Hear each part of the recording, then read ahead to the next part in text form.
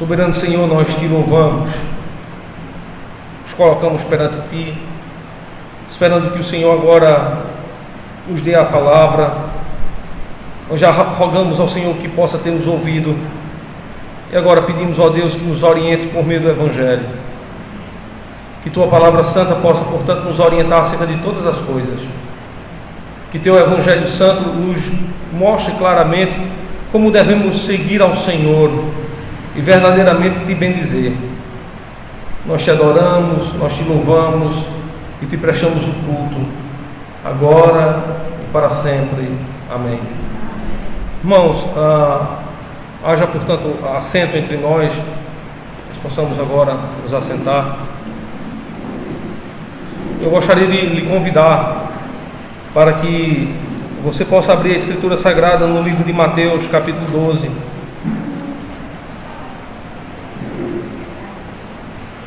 Mateus, capítulo 12, a série de mensagens tem sido pregada em sequência. Agora nos leva aos versos de número 46 ao verso de número 50. Mateus, capítulo número 12, verso 46 ao verso 50. Deixa eu lhe dirigir antes de fazer uma leitura aqui no texto, para sua compreensão. Quem é a família de Deus? Quem é o povo do Senhor? Quem são aqueles a quem o Senhor permite que possam adorá-lo e também servi-lo? Quem são aqueles por quem o Senhor se importa? Será que são todos os homens? Será que é uma parte escolhida dos homens? Será que são aqueles homens que têm mais conhecimento e que buscam na ciência, na filosofia, na tecnologia, algum conhecimento acerca de Deus? A pergunta é: quem faz parte da família do Senhor? Quem são os filhos de Deus? Com quem Deus se importa? Vamos ao texto, irmãos. Mateus capítulo 12, verso número 46 ao verso 50. Assim diz o Senhor: e falando ele ainda à multidão, eis que estavam fora sua mãe e seus irmãos, pretendendo falar-lhe. E disse-lhe alguém: eis que estão ali fora tua mãe e teus irmãos, que querem falar-te. Ele, porém, respondendo, disse ao que lhe falara: quem é minha mãe? Quem são os meus irmãos? Estendendo a sua mão para os seus discípulos, disse: eis aqui minha mãe e meus irmãos. Verso fim. Porque qualquer que fizer a vontade de meu Pai que está nos céus, este é meu irmão, irmã e mãe. Irmãos, certamente nós já lemos em algum outro momento esta passagem. E não é comum muitos crentes, ao lerem essa passagem, tirar dela as interpretações mais distantes daquilo que realmente Cristo disse. Porque é muito comum para nós nos determos em alguns detalhes esses, veja, que nem sempre mostram o verdadeiro sentido do texto. Há bem pouco tempo eu ouvi alguém dizendo que, ao ler os 4 evangelhos, Mateus, Marcos, Lucas e João, chegou ao entendimento, à compreensão de que Cristo, Jesus, não era chegado muito à sua mãe, e ele usava para isso um duplo argumento. Na verdade era um triplo argumento. O primeiro argumento era de que Jesus, quando esteve em Caná da Galileia, João capítulo 2, no casamento, a sua mãe, percebendo que o vinho acabara, chegou para ele dando-lhe a notícia de que o vinho havia chegado ao fim. E a dura palavra de Cristo foi: mulher, O que tenho eu contigo? Porventura é chegada a minha hora. O segundo argumento que ele usava é que nesse texto parece-nos que Cristo não dá muita atenção e não dá muita bola para a sua mãe, e muito menos ainda para os seus irmãos e irmãs. O terceiro é quando, na sua morte vicária na cruz, ele, se dirigindo a um dos discípulos, possivelmente João, disse: eis aí o teu filho, e filho, eis aí a tua mãe. Então, por esse tríplice argumento, ele chegou à conclusão de que Jesus e sua mãe tinham pontos de vistas completamente divergentes ou diferentes e que não caminhavam no mesmo sentido. A perspectiva de Maria era uma, a perspectiva de Jesus era a outra. Lê do engano do intérprete. Lê do engano.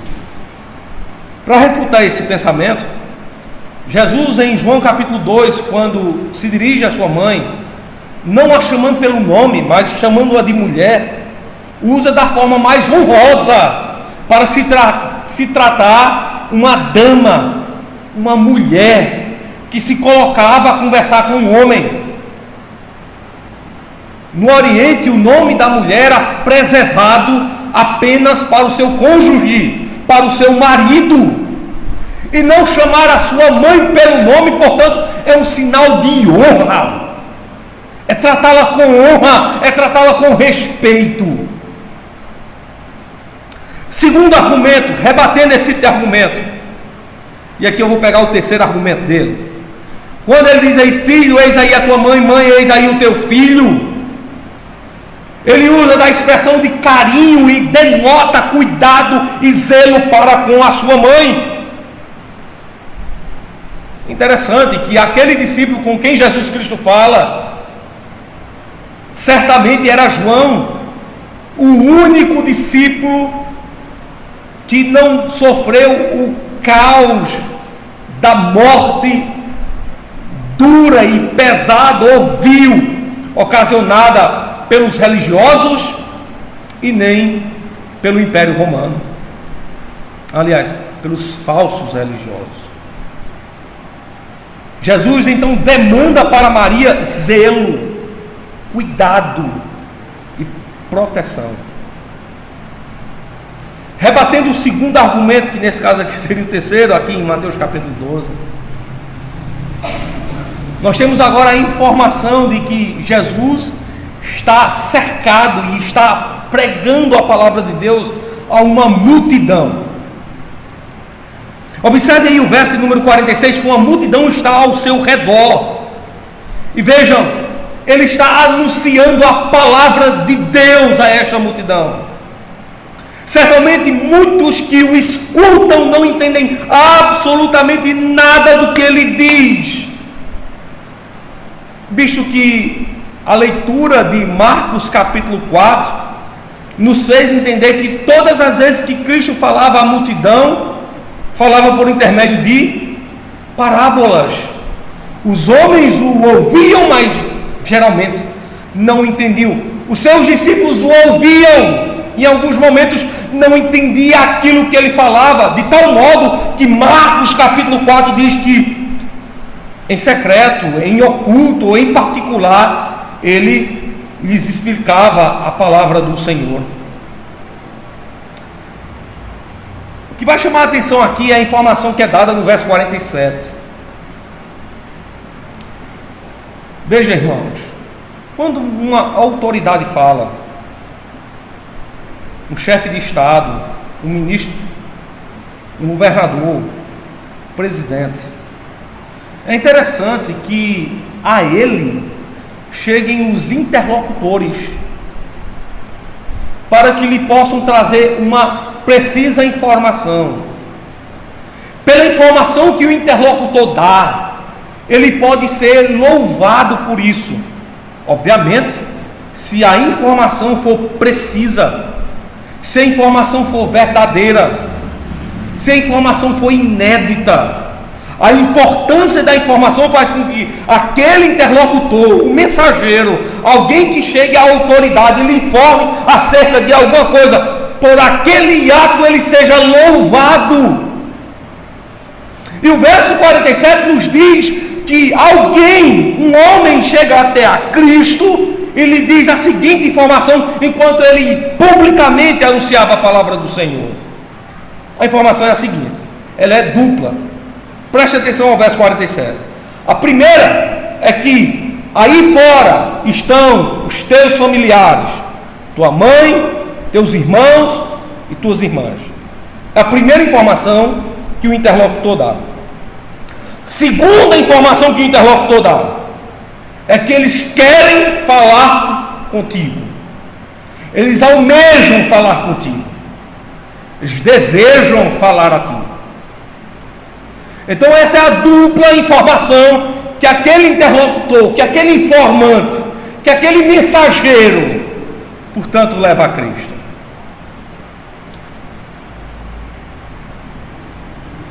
Aquele homem poderia estar agora regozijado perante uma autoridade, um mestre da lei. Ele trouxe uma informação de que os seus familiares, os seus parentes estavam lá fora, queriam também falar com ele. Perceba que o verso 48 vai inverter a situação. O informante recebe agora uma informação ao informado. O informado é Cristo. E o informante agora é quem recebe literalmente uma informação através de uma pergunta. Verso 48 diz assim: ele, porém, respondendo, disse ao que lhe falara. A pergunta é: quem é a minha mãe? E quem são os meus irmãos?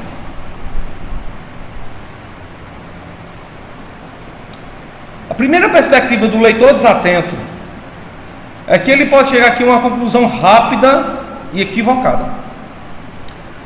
É dizer que, de fato, Cristo não tinha a mínima sintonia com a sua mãe, ao ponto de desconsiderá-la de tal forma que se pergunta, obviamente, veja, quem é a minha mãe?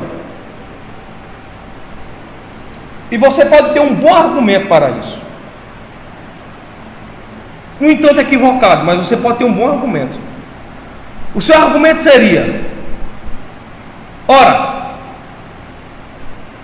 esse, quando tinha 12 anos de idade, foi levado para uma festa no templo, para ser experimentado pelos mestres e doutores da lei, e 2 dias depois que a sua caravana retornava para a sua terra natal, a sua mãe então veio perceber que o menino não estava com seus parentes.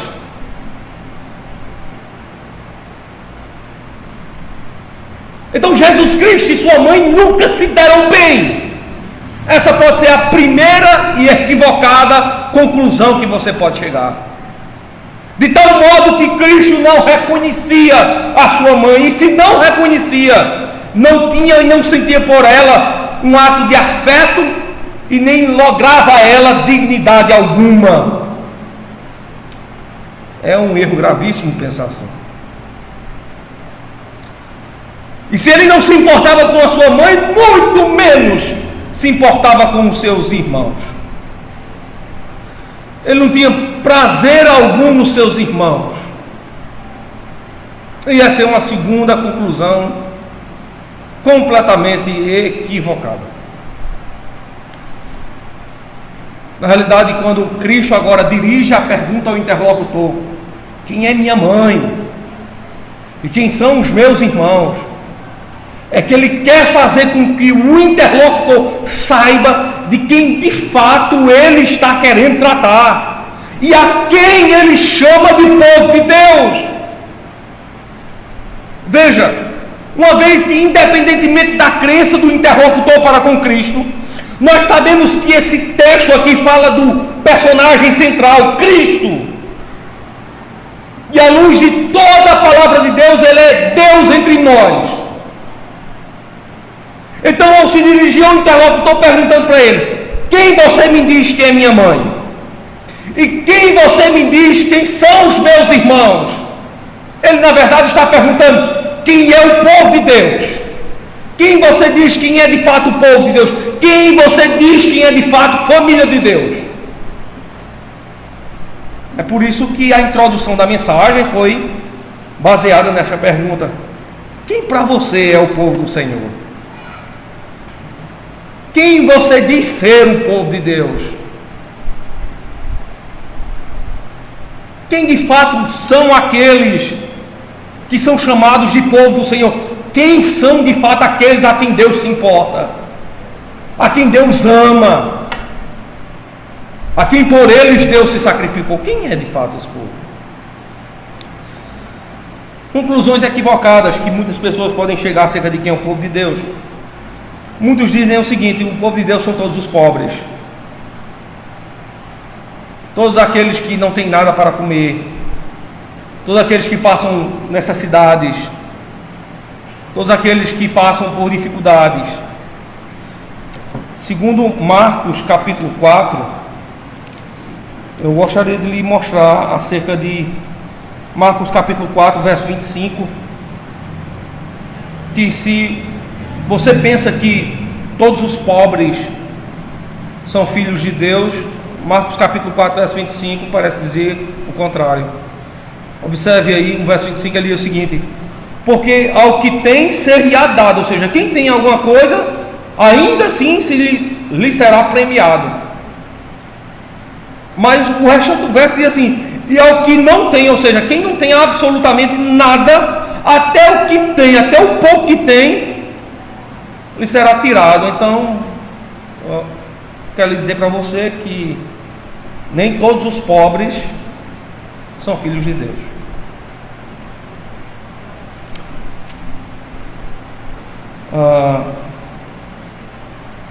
Então você pode chegar aqui a uma conclusão também muito equivocada no texto, é de que os ricos são filhos de Deus. Então você pode dizer o seguinte: uma vez que eles são prósperos aqui na terra e que possuem muitas coisas, muitas fazendas, muitos bens, então todos os ricos são filhos de Deus. Então eu quero lhe dar uma notícia de que a Escritura Sagrada também fala contra isso.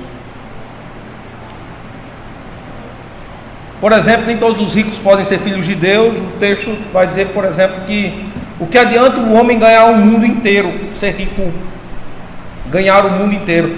Veja, e a conclusão é: e perder a sua alma. Cristo também disse sobre muitos ricos: é mais fácil um camelo passar pelo fundo de uma agulha do que um rico entrar no reino dos céus. Sobre muitos ricos ele falou isso. Aí você diz assim: poxa pastor, então se os pobres não é o reino dos céus, por não fazerem parte da família de Deus, e nem os ricos também são, então quem é o povo do Senhor? Quem é o povo do Senhor? A quem nós chamaríamos de povo de Deus? Eu fiz questão hoje de nós cantarmos o Salmo 15, porque o Salmo 15 faz uma pergunta. Você lembra da primeira pergunta do Salmo 15? Quem vai morar, Senhor, no teu santo templo? Ou seja, Senhor, quem vai fazer a habitação onde o Senhor está? Senhor, quem vai estar contigo? Quem vai te fazer companhia? Quem são os teus companheiros? É isso que eu quero que você agora comece a descobrir. Abra aí a sua Bíblia em Romanos capítulo 8.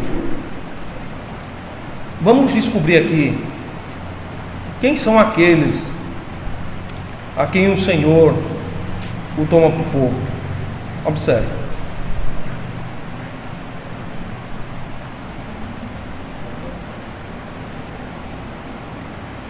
Romanos capítulo 8, verso de número 12, nos diz o seguinte: de maneira que, irmãos, somos devedores não à carne, para viver segundo a carne. Porque se viverdes segundo a carne, morrereis. Mas se pelo Espírito mortificardes as obras do corpo, vivereis. Porque todos os que são guiados pelo Espírito de Deus, esses são quem? São filhos de Deus. Nós começamos agora a descobrir quem é o povo do Senhor. Todos aqueles aqui, pobres e ricos, altos e baixos, todos aqueles, servos e livres, escravos e libertos, que são guiados pelo Espírito de Deus, são chamados de quê? São chamados de filhos de Deus.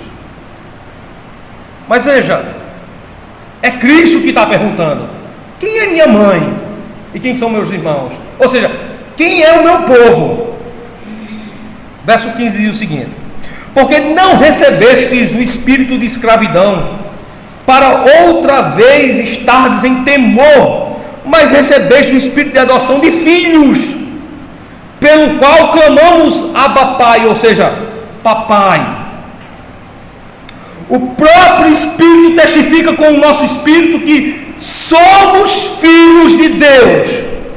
Verso 17: e se nós somos filhos, agora olha, preste atenção, somos logo herdeiros também, verdadeiramente herdeiros de Deus e co-herdeiros de Cristo.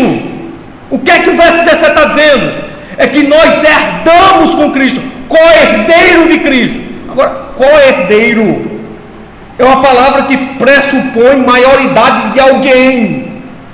É como se todos nós fôssemos irmãos, mas nós tivéssemos um irmão mais velho. É por isso que nós somos co-herdeiros. Aí ele diz assim: se é certo que com ele Cristo padecemos, para que também com ele Cristo sejamos glorificados.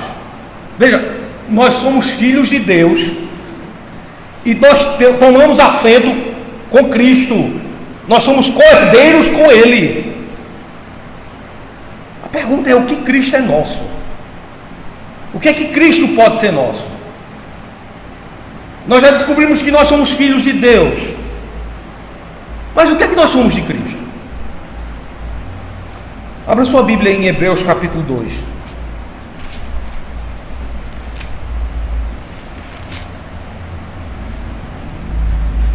Aqui em Hebreus capítulo 2 está sendo recitado, quase que na integralidade, o Salmo de número 22.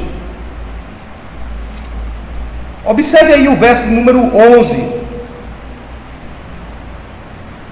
Veja, aqui em Hebreus 2, o personagem principal é Cristo.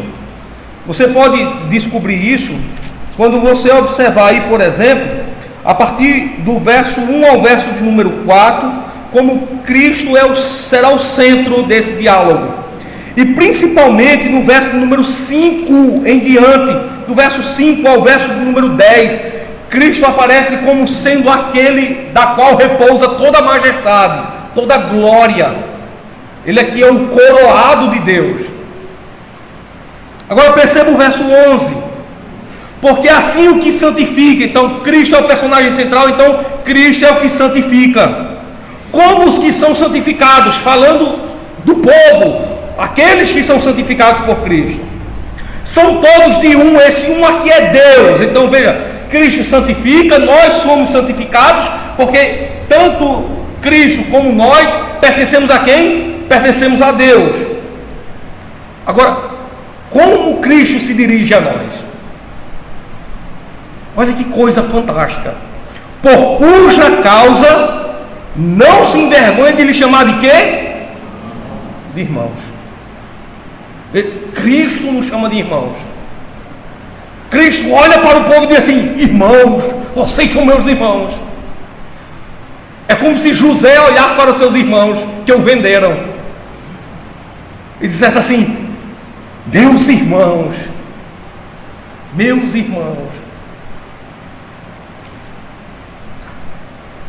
veja, verso 12 diz assim: dizendo: anunciarei o teu nome, o nome do Senhor. A quem? A meus irmãos.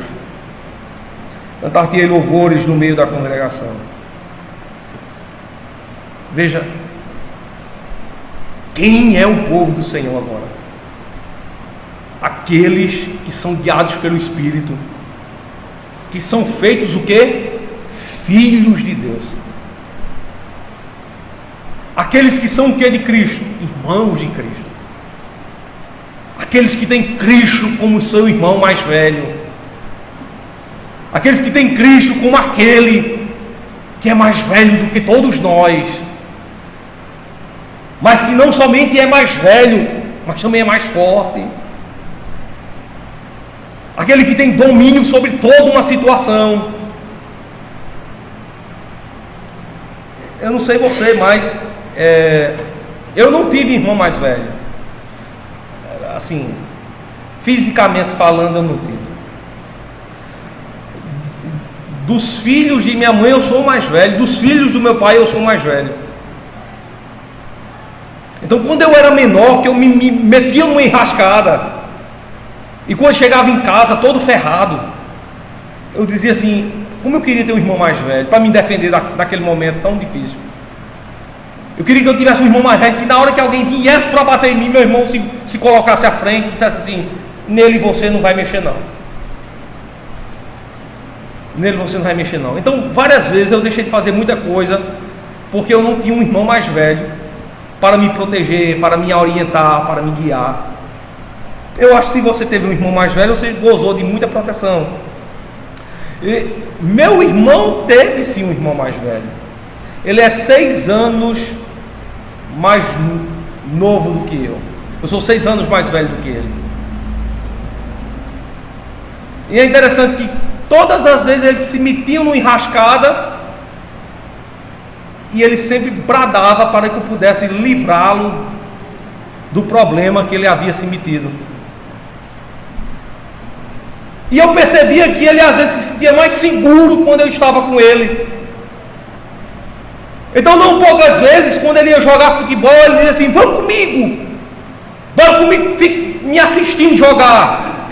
Se surgir algum problema, você entra em campo e você me defende, e eu lhe ajudo, mas você me defende, porque você é mais alto, você é mais forte, você tem mais força, você pode me defender contra aqueles que lutarem contra mim. Então, vamos comigo.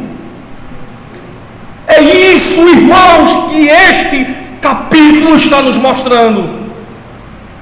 É que Cristo está ensinando ao seu interlocutor quem é o povo de Deus, e dizendo para eles: vocês têm um irmão mais velho, vocês têm alguém que os livra das dificuldades, que vai à frente de vocês. Vocês têm um irmão mais velho. Observe aí o capítulo 12. E agora o verso de número 49. Antes de você ir para o verso 49, observe o verso 46. Com quem Cristo fala? Está falando com quem? Com uma multidão. Ele está se dirigindo a uma multidão, está anunciando a palavra de Deus. Mas ele agora vai responder ao interlocutor. Observe, agora ele vai dar uma resposta ao interlocutor acerca de quem é a sua mãe e quem são os seus irmãos. Verso 49 diz: e estendendo a sua mão para os seus discípulos, disse: eis aqui a minha mãe e os meus irmãos. Para quem ele apontou agora? Para a multidão? Apontou para os discípulos. Veja, ele fala com a multidão e no meio da multidão estão os seus discípulos. Mas na hora de responder quem é o meu povo, ele aponta para quem? Para os discípulos. A pergunta é: por que ele apontou para os discípulos? Naquele descortinar, nós sabemos que os discípulos nasceram do Espírito, foram feitos filhos de Deus. Sabemos que Cristo agora chama os discípulos de irmãos e até canta louvores com eles no meio da congregação, e ainda prega para eles o nome de Deus, e perante Deus apresenta ele como de fato: estes são os meus irmãos, estes são os meus irmãos. Você já se perguntou agora por que Cristo fez essa separação entre a multidão e os discípulos? Vejam, nos capítulos anteriores, por 2 vezes eu preguei aqui nessa igreja e disse para você quem era verdadeiramente discípulo de Cristo. Lembram que o discípulo de Cristo, ele ouvia a Cristo e seguia a Cristo,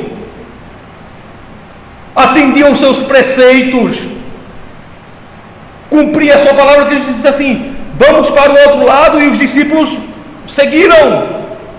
Nós chegamos aqui a uma conclusão naquelas pregações, que os discípulos de Cristo são aqueles que o seguem. É isso que nos diz, por exemplo, 1 João capítulo 2, verso 5 e verso 6. A conclusão daqueles 2 versos é: aquele que diz que está nele, deve andar como ele andou. Ele é nosso irmão mais velho e nós seguimos as suas pisadas. Ele é o nosso irmão mais velho porque ele vai adiante de nós. Nós seguimos os seus passos. E é isso que no verso 50 ele vai dizer. Olha a resposta que ele dá. Por que ele faz agora a grande separação entre discípulos e multidão? Ele diz assim: porque qualquer que fizer a vontade de meu Pai, que está nos céus, este é meu irmão, irmã e mãe. Qualquer que fizer a vontade do meu Pai que está nos céus. Por que há essa diferença entre discípulos e o resto do mundo? Porque quando você separa os 2 grupos, a multidão, o resto do mundo, e os discípulos de Cristo, aqui você encontra aqueles que fazem a vontade de Deus. E porque nós vemos em Cristo que Ele cumpriu toda a vontade de Deus, qual é a nossa característica maior agora? É seguir os seus passos. Não sei se vocês já ouviram falar, mas houve um grupo de cristãos na história que ficou conhecido pela forma um tanto piedosa que viveu para Deus. Eu não estou falando hoje dos puritanos, mas eu vou falar dos morávios. Não sei se vocês já ouviram falar nos morávios. Um grupo fiel de cristãos que, lendo a Escritura Sagrada, chegou a uma dupla conclusão. Lendo a palavra de Deus, eles concluíram que, em primeiro lugar, que Cristo é o Cordeiro de Deus. E eles cunharam uma frase. A primeira frase dos morávios era: venceu o nosso Cordeiro. Ou seja, o nosso Cordeiro venceu. Cristo é o nosso Cordeiro, e o nosso Cordeiro venceu. A logomarca, a bandeira, a imagem que os morávios projetaram era de um cordeiro portando consigo uma bandeira, e na bandeira havia um formato de uma cruz. E tinha essa primeira frase que dizia assim: venceu o nosso Cordeiro. E vocês sabem qual é a segunda frase que tinha abaixo do Cordeiro? A frase que tinha acima era essa: venceu o nosso Cordeiro. E abaixo tinha outra frase. A outra frase era: vamos segui-lo. Venceu o nosso Cordeiro, vamos segui-lo. O que é que os discípulos de Cristo fazem? Eles seguem a Cristo.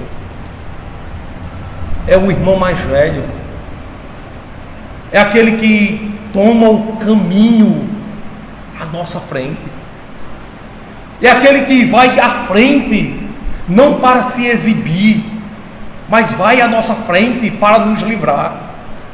Ele vai à nossa frente porque Ele vai superando tudo aquilo que é contrário a nós. Ele vai à frente porque Ele vence os nossos adversários. Ele vai à frente porque Ele suplanta o nosso arqui-inimigo, o diabo. É por isso que Ele vai à frente. Ele não se esconde atrás do seu povo. Hoje pela manhã, lembram de Jacó, para fugir da presença de Esaú e para agradá-lo, colocou à frente destinos e presentes. Cristo não faz isso, Ele vai à frente do seu povo. Ele nos guia. E você sabe quais as consequências que há porque o nosso irmão mais velho foi à frente? Eu gostaria de ler com você as consequências que há porque o nosso irmão mais velho foi à frente. Abra sua Bíblia aí em Isaías capítulo 53.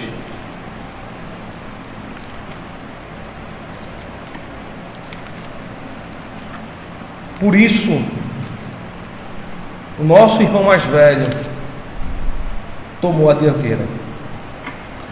Capítulo 53. Atente só. Não precisa de muita explicação. O texto fala por si próprio.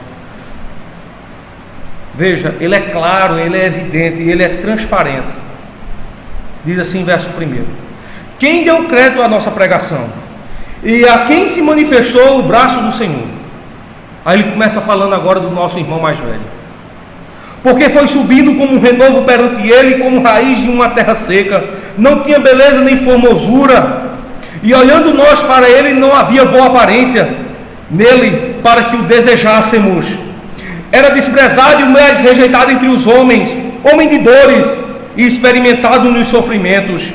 E como um de quem os homens escondiam o rosto, era desprezado e não fizemos dele caso algum. Verdadeiramente ele tomou sobre si as nossas enfermidades e as nossas dores levou sobre si. E nós o reputávamos por aflito, ferido de Deus e oprimido. Mas ele foi ferido por causa das nossas transgressões e moído por causa das nossas iniquidades. O castigo que nos traz a paz estava sobre ele, e pelas suas pisaduras fomos sarados. Todos nós andávamos desgarrados como ovelhas, cada um se desviava pelo seu caminho, mas o Senhor fez cair sobre ele a iniquidade de nós todos. Ele foi oprimido e afligido, mas não abriu a sua boca. Como um cordeiro foi levado ao matadouro, e como uma ovelha muda perante os seus tosqueadores, assim ele não abriu a boca. Da opressão e do juízo foi tirado. E quem contará o tempo da sua vida? Porquanto foi cortado da terra dos viventes, pela transgressão do meu povo. Veja, ele foi afligido. A transgressão do meu povo, Deus dizendo, o meu povo transgrediu, e por causa da transgressão do meu povo, ele foi afligido. Verso 9: e puseram a sua sepultura com os ímpios, e com o rico na sua morte, ainda que nunca cometeu injustiça, nem houve engano na sua boca. Todavia ao Senhor agradou moê-lo, fazendo-o enfermar. Quando a sua alma se puser por expiação do pecado, verá a sua posteridade, prolongará os seus dias, e o bom prazer do Senhor, veja, prosperará na sua mão. Ele verá o fruto do trabalho da sua alma, e ficará satisfeito com o seu conhecimento, meu servo. O justo justificará a muitos, porque as iniquidades deles levará sobre si. Por isso lhe darei a parte de muitos, e com os poderosos repartirá ele o despojo. Ele está dizendo, com os poderosos repartirá os despojos. Vocês lembram lá de Romanos capítulo 8, verso 17? Nós nos tornamos filhos de Deus, e tornamos o que com Cristo? Cordeiros. Agora veja, o verso aqui está dizendo, Isaías, ele repartirá com nós o que? Despojo, a riqueza, repartirá conosco a glória. Continua o verso: porquanto derramou a sua alma na morte, e foi contado com os transgressores, mas ele levou sobre si o pecado de muitos, não de todos. O muitos aqui refere-se a seus discípulos. E intercedeu pelos transgressores. Quais? Aqueles que fizeram com que o seu pecado, está no verso 8, caísse sobre Cristo. Por que é que nós devemos seguir a Cristo agora? Veja, porque Ele foi à frente, como a ovelha, o Cordeiro de Deus. Ele passou por todas as nossas dificuldades, sobre todas elas Ele venceu. Você deve lembrar que você tem um grande adversário na vida, chamado morte. Veja, e ele enfrentou o nosso adversário e o venceu, ao ponto que faz a pergunta à morte: morte, aonde está o teu aguilhão? Morte, aonde estão tuas cadeias? Morte, aonde estão as tuas correntes? Morte, onde está teu poder? Veja, ele suplantou a morte. O nosso irmão mais velho foi a nossa dianteira. Descobrimos hoje, se bem que já sabíamos, que somos filhos de Deus e que possuímos um irmão mais velho que está à nossa frente, adiante de nós, e que supera todas as dificuldades e que nos faz caminhar para a sua glória, porque Ele nos mostrou claramente o caminho. Não é à toa que Ele diz com bastante autoridade: eu sou o caminho. Veja, eu não sou um dos caminhos, mas eu sou o caminho, o único caminho. O único caminho, artigo definido.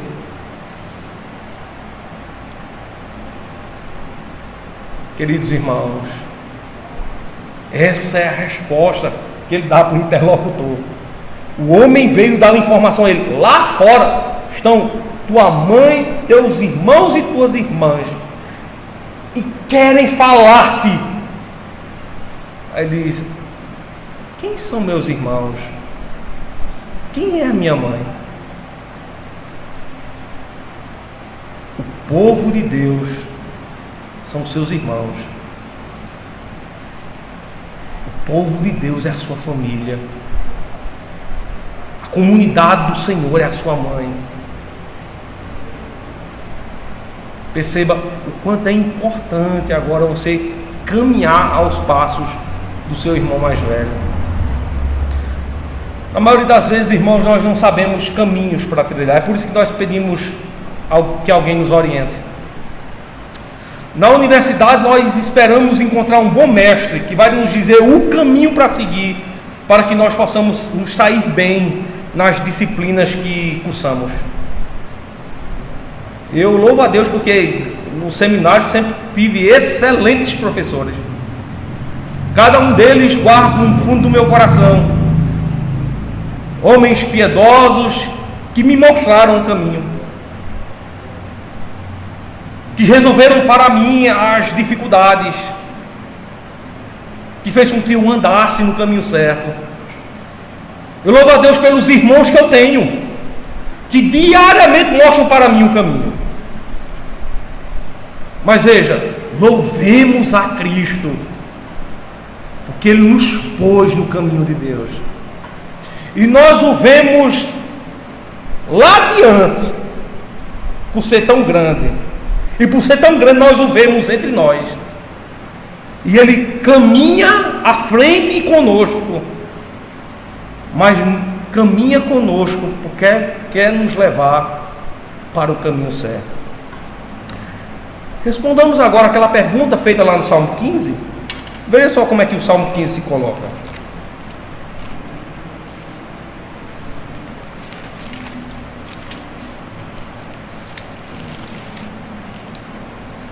Senhor, quem habitará no teu tabernáculo?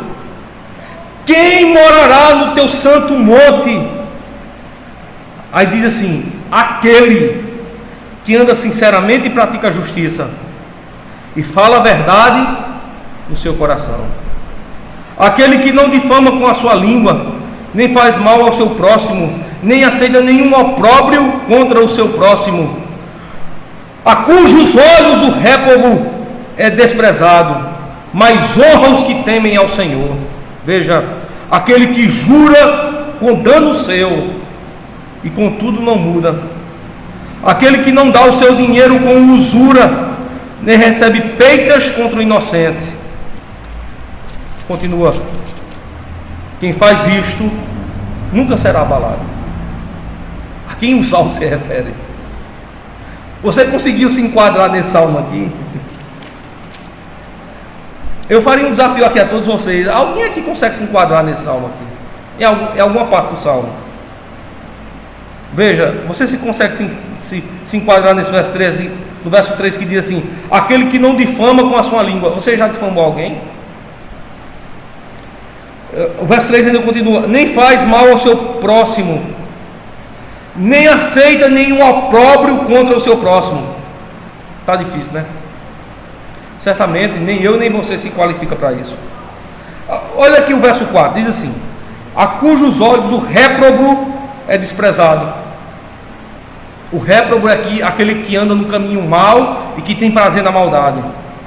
Mas veja, mas honra os que temem ao Senhor, aquele que jura com dano seu e contudo não muda, aquele que cumpre a palavra ainda que a sua vida esteja em risco, aquele que honra com os lábios. Será que em algum momento você nunca mudou a palavra que deu? Uma hora você disse uma coisa, depois você desdisse o que disse. Verso 5: aquele que não dá o seu dinheiro com usura. Em algum momento você já emprestou 100 para receber 90 somente? Ou você emprestou 100 para receber 110 ou 120 ou 200? Pois bem, o verso 5 está dizendo assim: aquele que não dá o seu dinheiro com usura, nem recebe peitas, nem recebe acusação contra o inocente. Quem faz isto nunca será abalado. Que homem poderia fazer isso? Está lá Isaías respondendo: Cristo é o único homem que poderia fazer isso. É por isso que nós devemos seguir o nosso irmão mais velho. Ele é aquele que vai adiante, como diz o poeta, é aquele que vai adelante, e nós devemos segui-lo. Façamos como os morávios. Venceu o nosso cordeiro, sigamos, vamos segui-lo. Nosso dever agora é seguir a Cristo, irmãos, porque Ele é nosso irmão mais velho, aquele que tomou sobre si todas as nossas dores, e a nossa causa repousa em suas mãos. Esse nosso irmão é o que nós devemos seguir. Amém, irmãos? Tirar algumas lições aqui de Mateus capítulo 12. Nós encerramos a mensagem. Vamos lá, irmãos. Voltando aí para Mateus capítulo 12.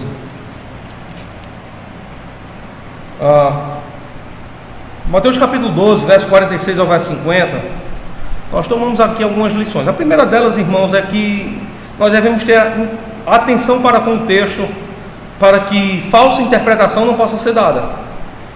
E aí muita gente lê o texto de forma muito rápida e tira uma interpretação completamente equivocada, que não cabe na verdade, e aí acaba desfavorecendo a verdade do Senhor. Segunda coisa, irmãos, observe que Cristo sempre dá uma informação àquele que pensava que vinha trazer uma informação para ele. E Cristo, portanto, corrige o informante.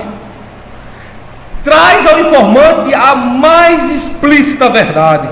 Uma verdade que sobrepõe qualquer outra afirmação. A afirmação do informante era: lá fora estão teus familiares e querem falar-te. Cristo diz: os meus familiares já estão perante mim.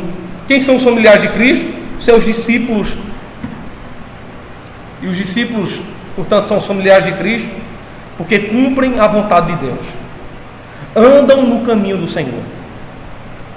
Então essas são as verdades que nós não devemos apartar do nosso coração quando lermos esse texto. Nem todo mundo é família de Deus, apenas os discípulos. aqueles que se colocam a ouvir o Senhor, a cumprir o seu mandamento e segui-lo.